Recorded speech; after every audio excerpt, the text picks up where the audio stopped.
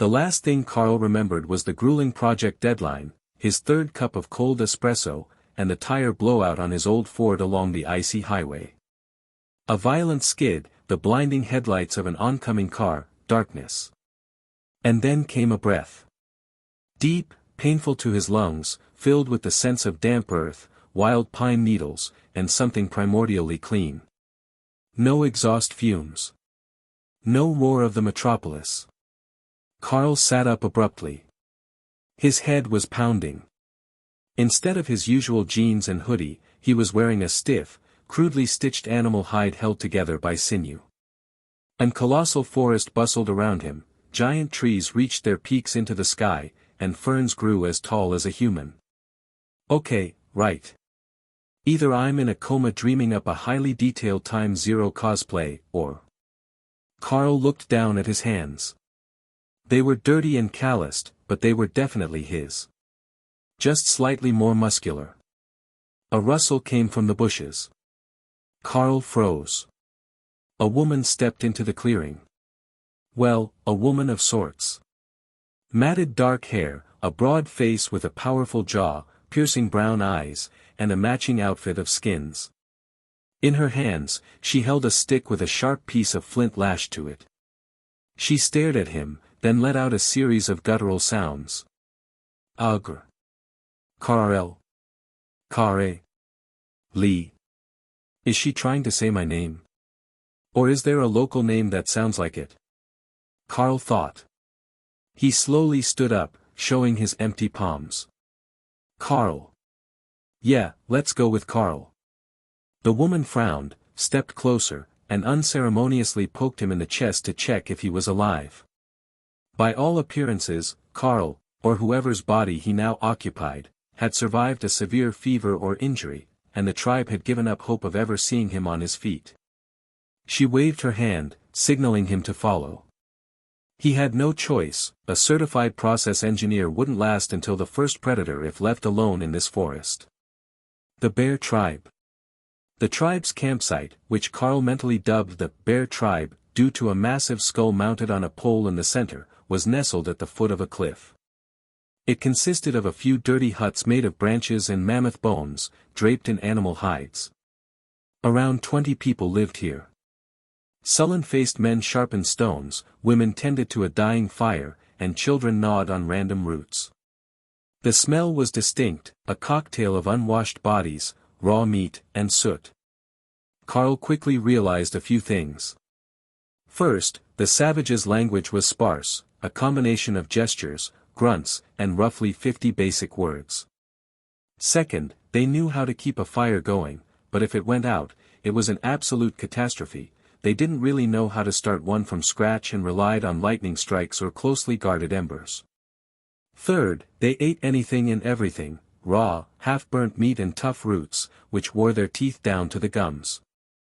On his very first evening, Karl was handed his portion, a piece of stringy, semi-raw meat from an unknown animal. A modern human stomach revolted instantly. If I keep eating like this, I'll die of dysentery or parasites within a week, Karl realized. He took his piece of meat, found a long, thin branch, peeled the bark off with his fingernail, which hurt, and skewered the meat. Then he walked over to the communal fire. The savages stared at him as if he were insane. Why ruin food by putting it directly into the flames? But Karl didn't just burn the meat. He waited for the logs to break down into embers and began carefully roasting it at a distance, turning it regularly. A heavenly aroma began to drift. The hunters sniffed the air. One of them, the largest male with a massive scar running across his eye, whom Karl nicknamed Scar, walked over, growling menacingly and holding out his hand. Karl sighed. He stood no chance against this mountain of muscle. He used a sharp piece of flint to slice off half of the cooked meat and handed it to Scar. The brute took a cautious bite, and his eyes went wide. The meat was tender, juicy, and required zero effort to chew. Scar grunted approvingly and slapped Karl on the shoulder so hard his knees nearly buckled into the dirt. His first bit of authority had been earned. Turning mud into clay. A month passed. Karl had more or less mastered their basic vocabulary and deduced that he was in the late Paleolithic or early Neolithic era. Wild animals roamed the landscape, if not mammoths, which seemed to be dying out, then massive aurochs and woolly rhinos. The tribe's primary struggle was water. They hauled it from a river half a kilometer away in leather pouches that leaked, spoiled quickly, and smelled like old shoes. Boiling water in a leather sack was impossible. Karl decided it was time to put his engineering degree to use. While walking by the river, he found exactly what he was looking for, deposits of rich, gray clay. He gathered it into a sack and brought it back to camp. The savages watched with curiosity as strange Karl kneaded the mud by hand, mixing in fine sand for structural integrity so it wouldn't crack during drying, along with some dry grass. He molded a few deep bowls and 2 massive pots. The shapes were warped, but they would do for a first attempt. For several days, the pots dried in the shade. The savages laughed, pointing at the chunks of dried mud. But Karl waited. Once they were completely dry, he dug a deep pit, lined the pottery with firewood, and built a massive bonfire that he maintained for nearly 24 hours. This was mankind's first primitive kiln firing. The next morning, once the ashes had cooled, Karl pulled out not mud, but ringing, reddish-brown ceramic. He went down to the river, filled a pot with water, and brought it back to the fire. He set it directly onto the glowing embers. The tribe froze, expecting the mud to melt away. Instead, 15 minutes later, the water began to boil. Karl tossed in finely chopped meat, wild onions he had found in the woods, and some edible roots. As the aroma of primitive soup drifted across the camp, the tribal chief, an old, wise elder named Ochre, approached. He stared at the bubbling water, then at Karl. Taking a bone spoon that Karl had pre-carved, he scooped up some broth, blew on it, mimicking Karl, and drank. Dead silence fell over the camp.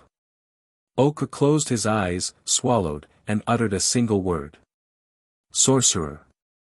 But it was said with such profound respect that Karl knew he was safe. He had become the most valuable member of the tribe without killing a single beast. Winter is coming. Autumn arrived rapidly. The nights grew bitterly cold, and hunting trips became less and less successful as the game migrated south. The bear tribe still hunted with heavy thrusting spears. This required them to get dangerously close to a deer or an aurochs, which frequently resulted in severe injuries or death. We need a ranged weapon, Karl thought, watching Scar treat a thigh wound after an encounter with a wild boar. A bow. They haven't invented the bow yet.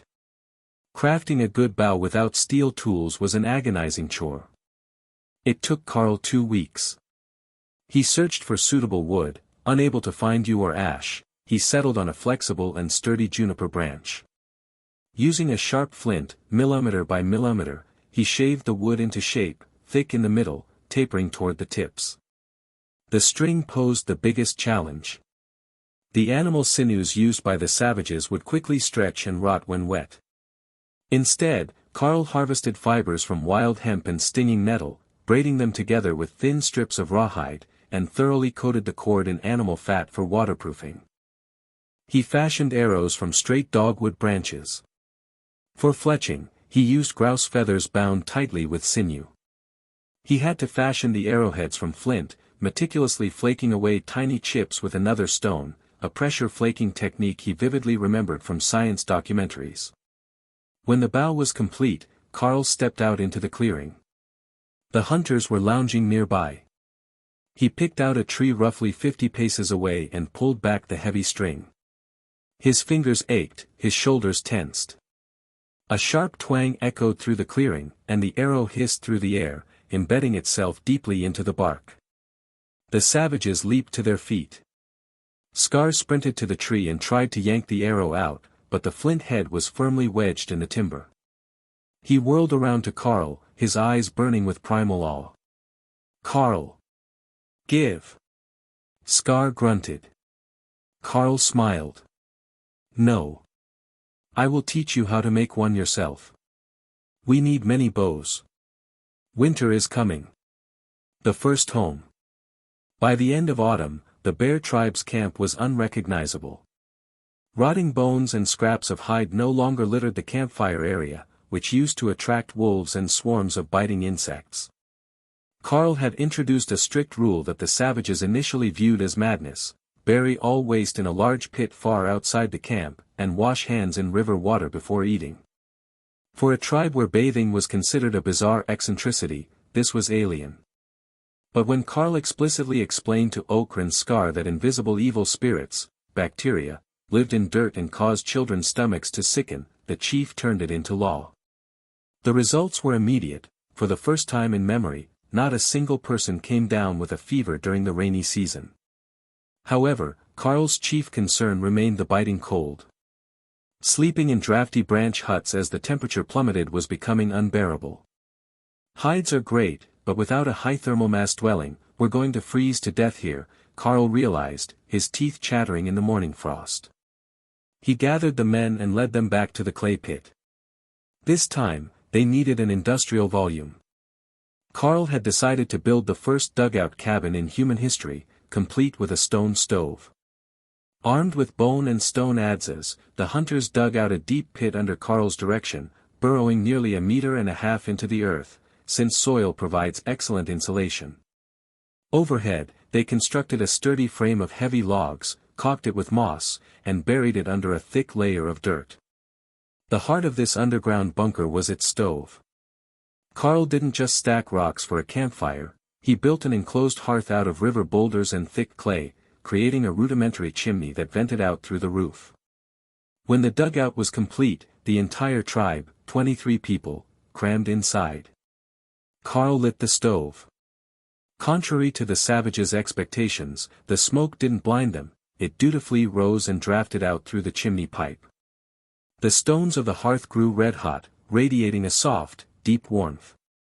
Within an hour, it grew so warm inside that people began stripping off their heavy furs.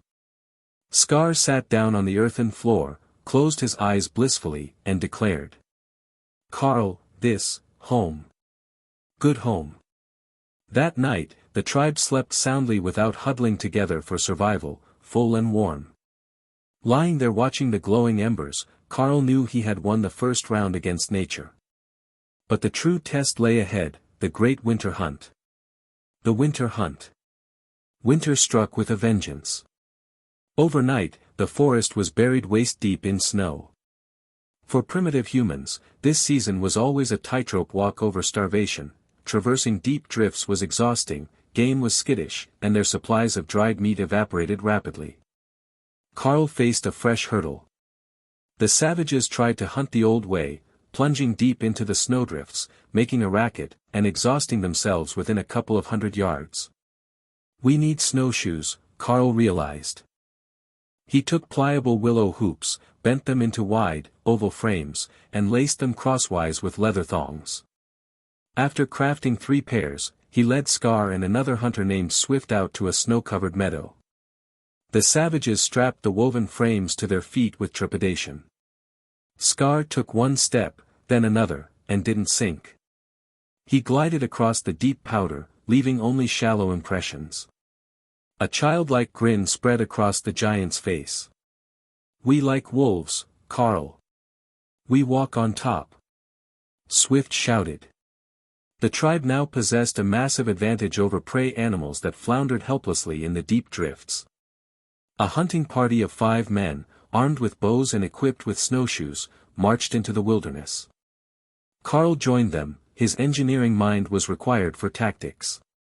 3 hours later, they tracked a small herd of forest elk. The animals stood trapped in a depression, struggling to move through the heavy snow. In the past, the hunters would have charged with spears, scattering the herd while getting stuck themselves. Karl raised his hand, signaling a halt. Using gestures, he distributed the hunters into a crescent formation, flanking the herd from downwind. "Wait for the signal," Karl whispered. Scar drew his bow. His powerful arms held the taut string as steadily as if he had been born with the weapon.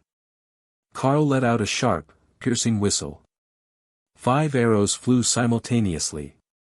3 elk dropped on the spot, the heavy flint tips, propelled by Karl's high-tension bows, tore straight through the thick hides.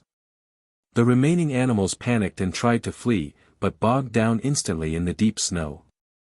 The hunters methodically lined up their next shots.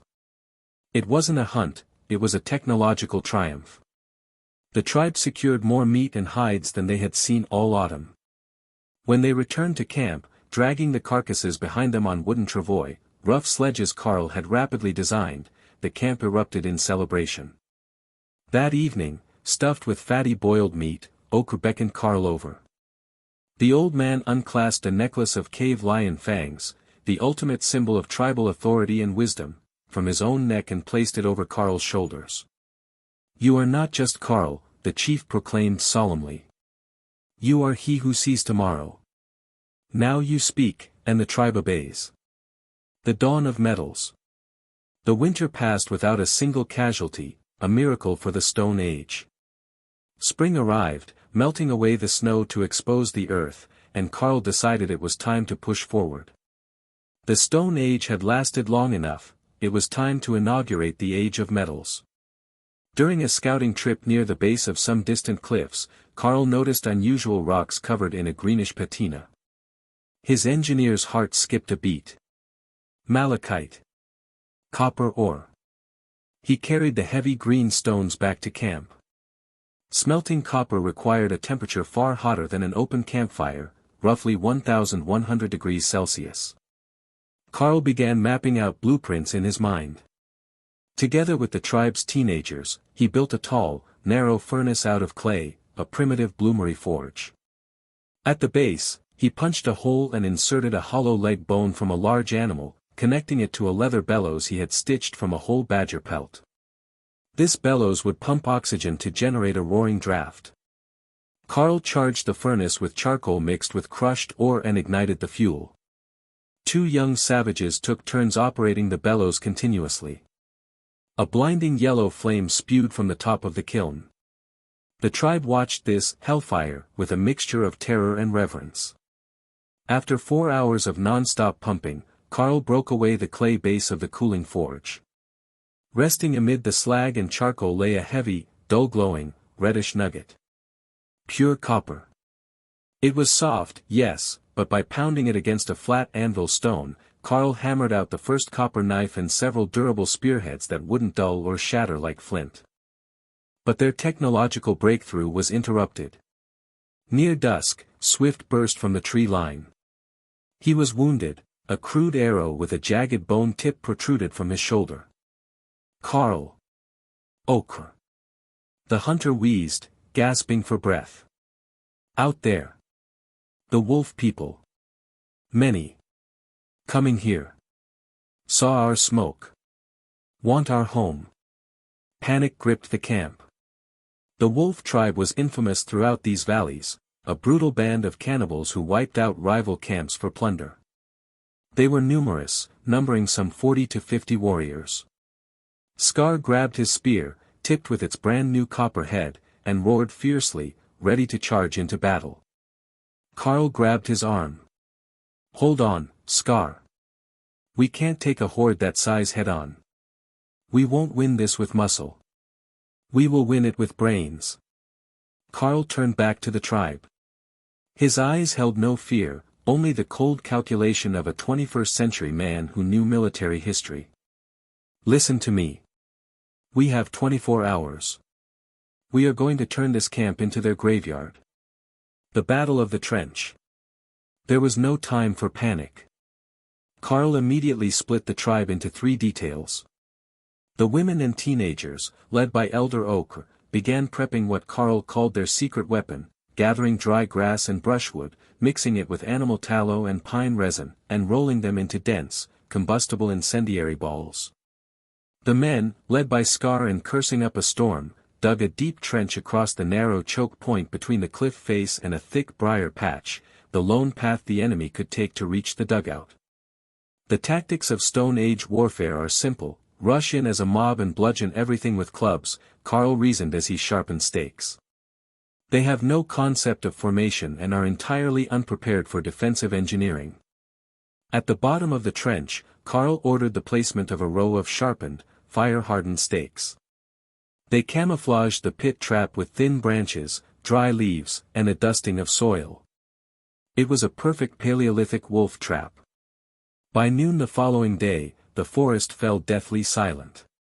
The birds ceased singing, and figures began to emerge noiselessly from the thickets. The wolf tribe lived up to their name. Their faces were smeared with ash and red ochre, wolf skulls rested atop their heads, and they wielded heavy clubs and bone axes. They numbered around 40, double the fighting strength of Karl's men. Their chief stepped forward, a massive, scarred brute wielding a club studded with predator teeth. He unleashed a blood-curdling shriek and pointed toward the bear tribe's dugout.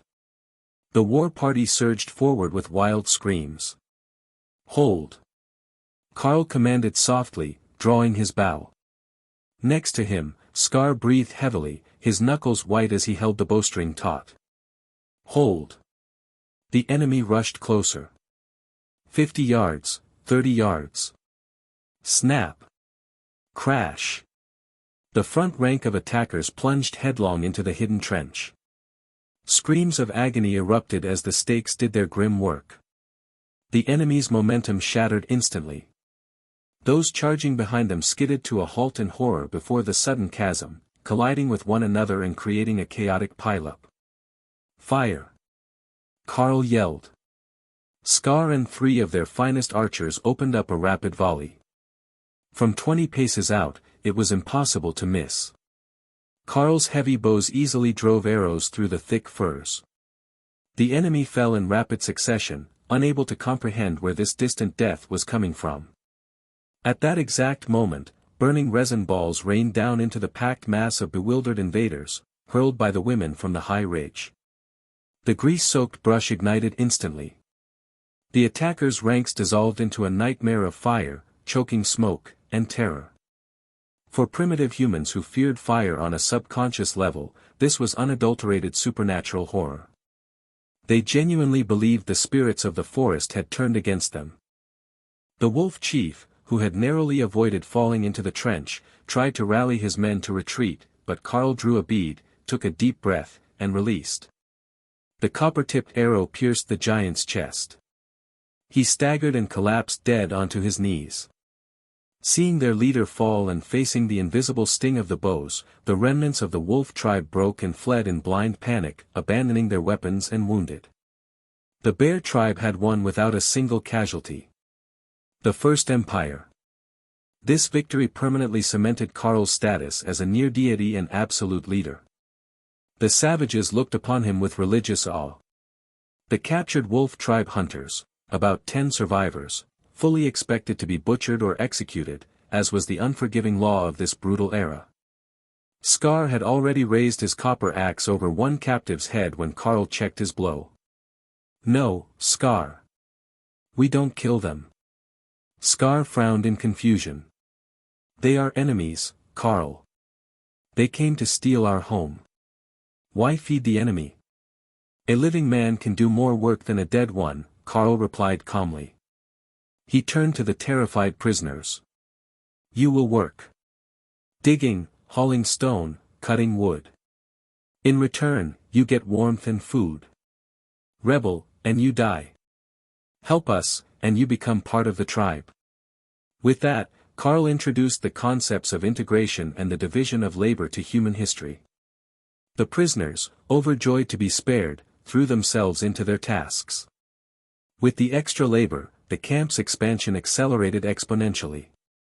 Over the summer, Karl executed 3 vital infrastructure projects. The wheel and cart, they hewed the first solid wooden discs out of thick tree trunks, mounted them to an axle, and assembled a rugged wagon. When Scar saw 2 teenagers easily hauling a payload that previously required 5 grown men to lift, he spent an hour touching the wheel, muttering, "It is round, it cheats the earth." Agriculture. Karl organized the women to harvest wild barley and wheat heads growing in distant meadows. They sowed these first seeds in a tilled plot of riverside soil broken up with copper hose, marking humanity's pivot from foraging to cultivation. Salt. Karl located a salt flat a few kilometers away. By evaporating the brine, he secured pure table salt. This not only made their food delicious but also allowed them to cure and preserve meat for months without spoilage.